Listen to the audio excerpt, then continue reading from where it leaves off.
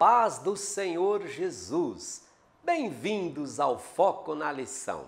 Este vídeo é sobre a lição 4 da revista Betel Dominical do terceiro trimestre de 2018. As 10 pragas, a justiça de Deus no deserto. E quem fará a exposição desta aula será o pastor Samir Saab.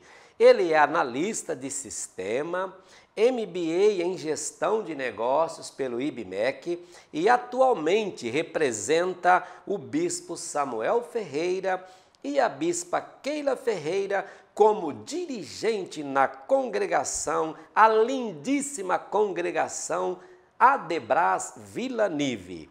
O pastor Samir também preparou o PDF com o plano desta aula, que ficará disponível aqui na legenda do vídeo. Pastor Samir, seja bem-vindo. O foco na lição agora é contigo, companheiro. A paz do Senhor a todos.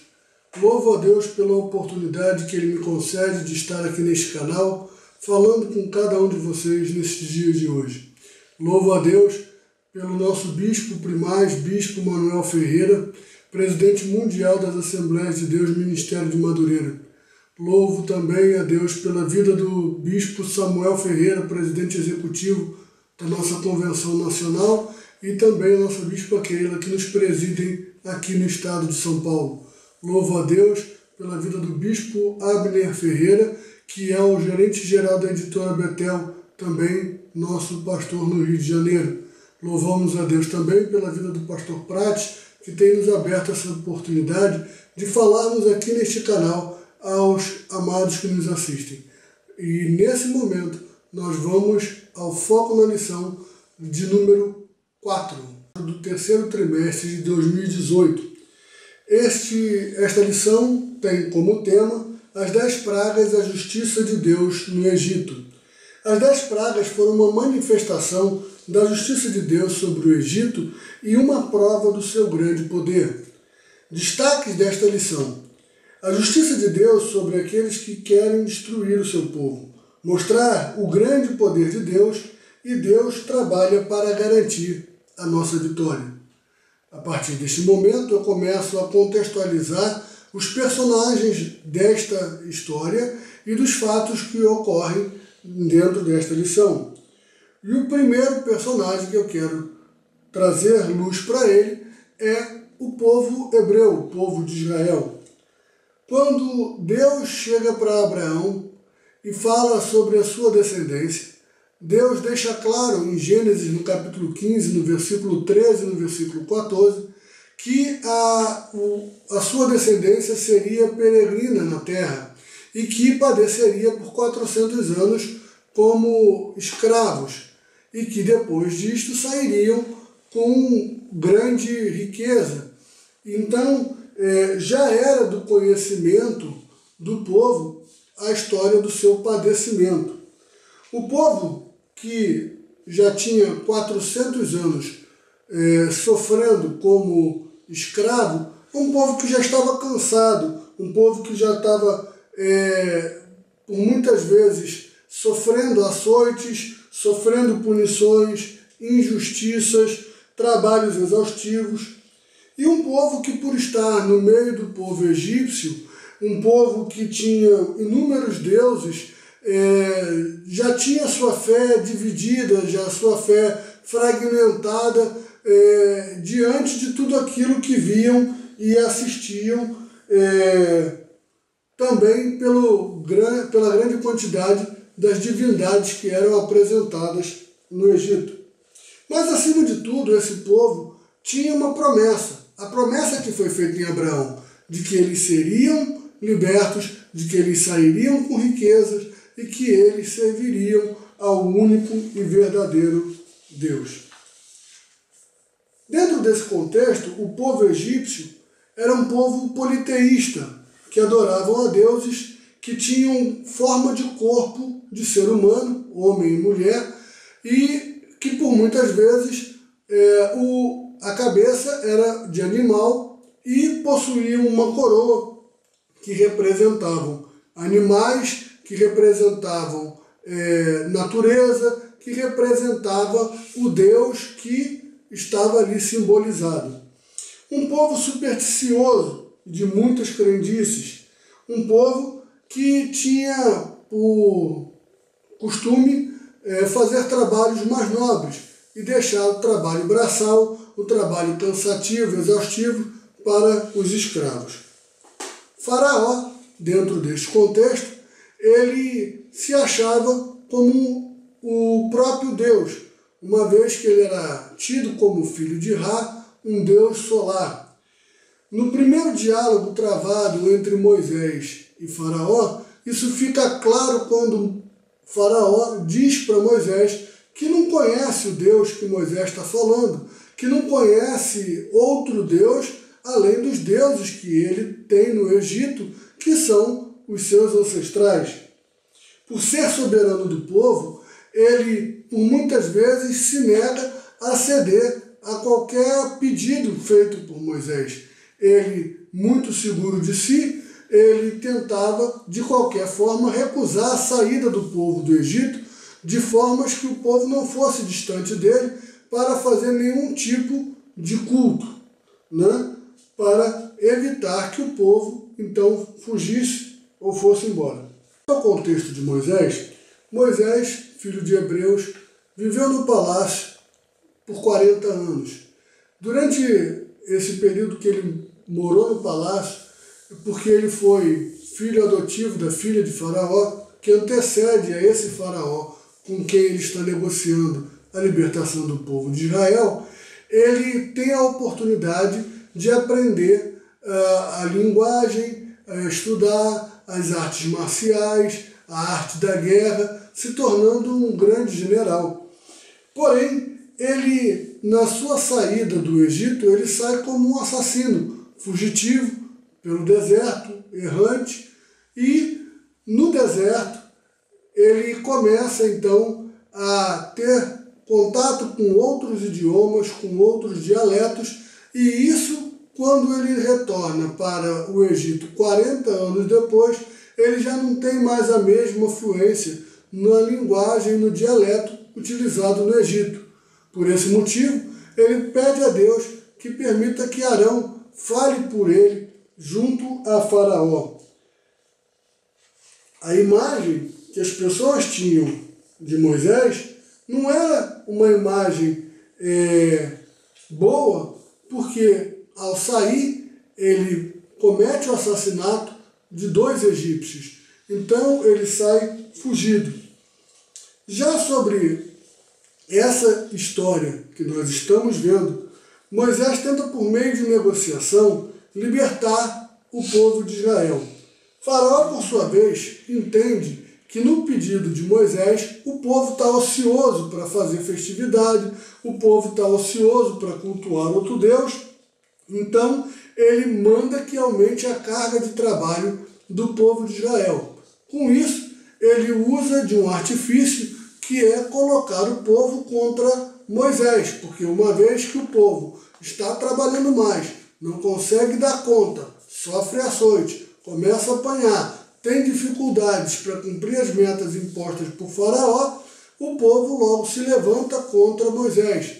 Moisés, por sua vez, ao ver o que acontece por conta da sua fala junto a Faraó, ele começa a ficar deprimido. E então Deus fala com ele e começa a lembrar a ele de tudo aquilo que Deus havia prometido a ele, da forma como Deus se manifestou a ele. Então Moisés ele fica animado novamente. Então ele vai com ousadia e busca Faraó então para falar sobre o que o povo estava sofrendo, os açoites e os maus tratos.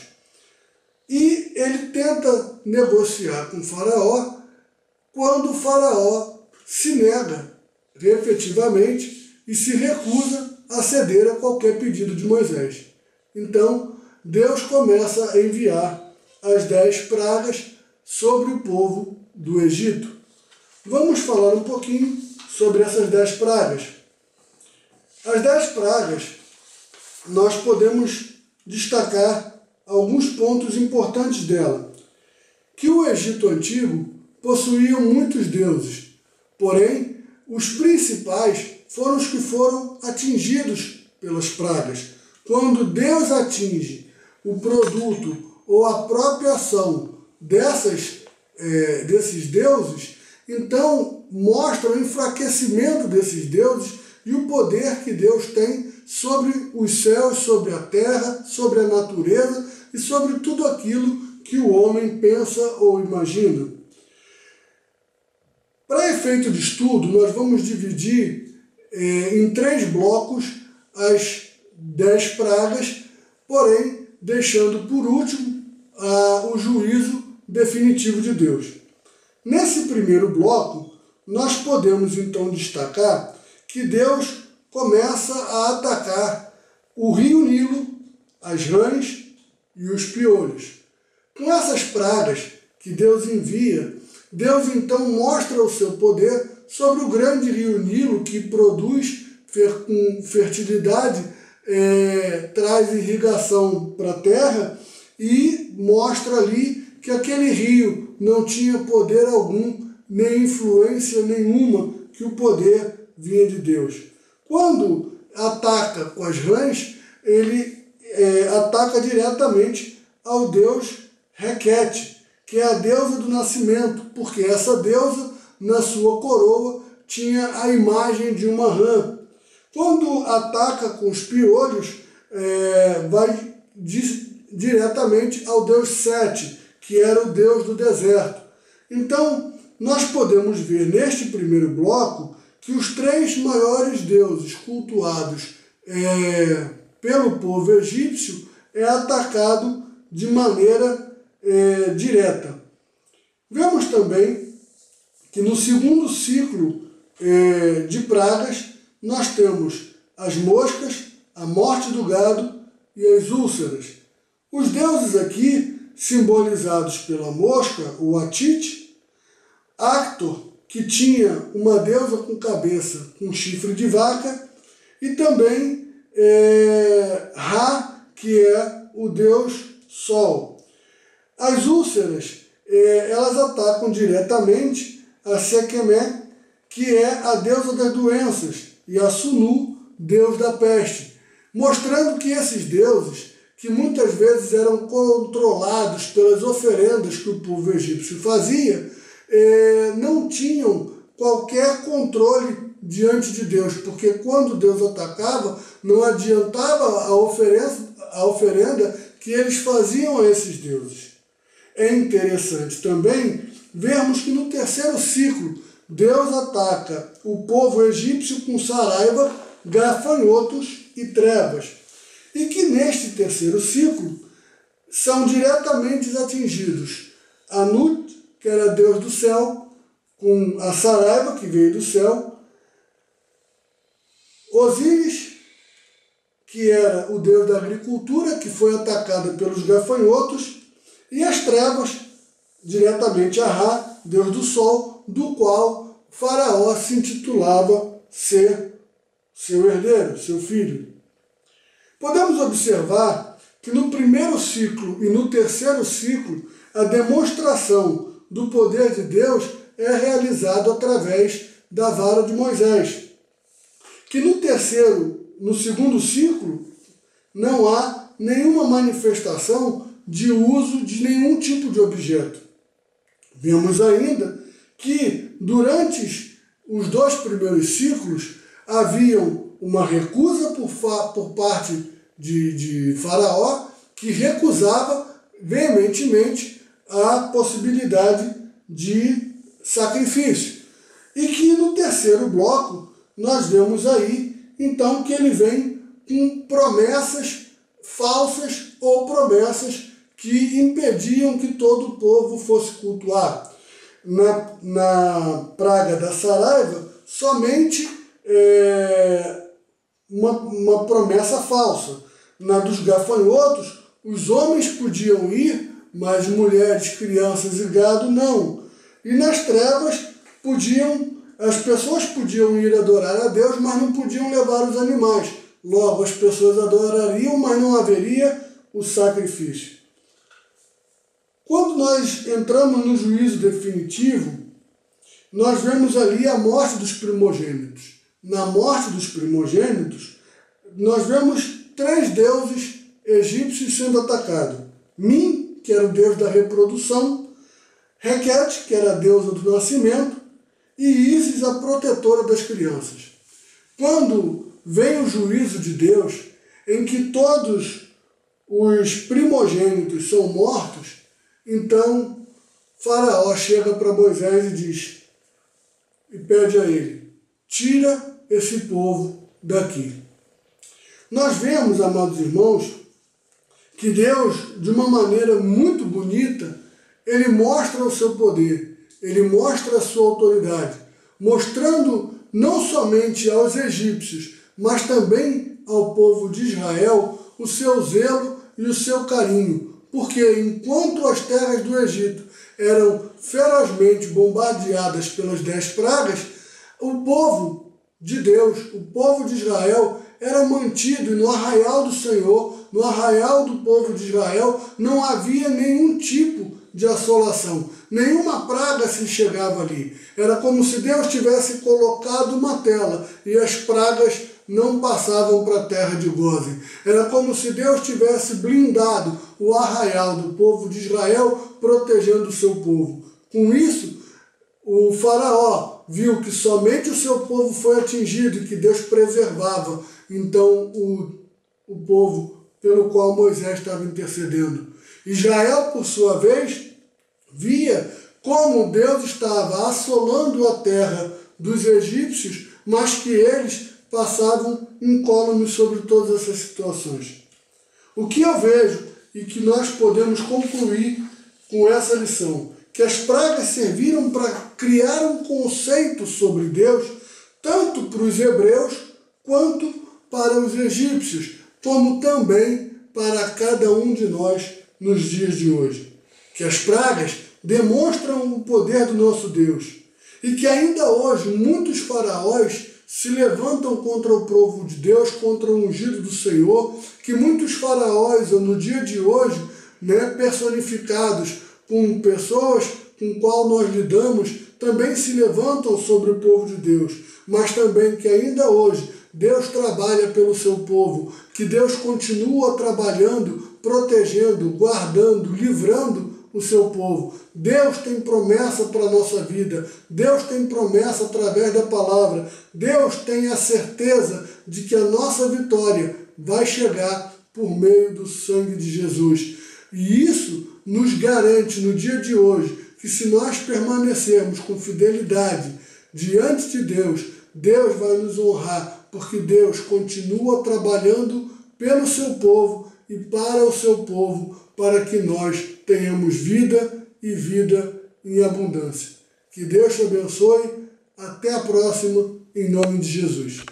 Muito obrigado, pastor Samir, pela brilhante aula. O Senhor contribuiu para o crescimento e o fortalecimento da nossa escola bíblica dominical.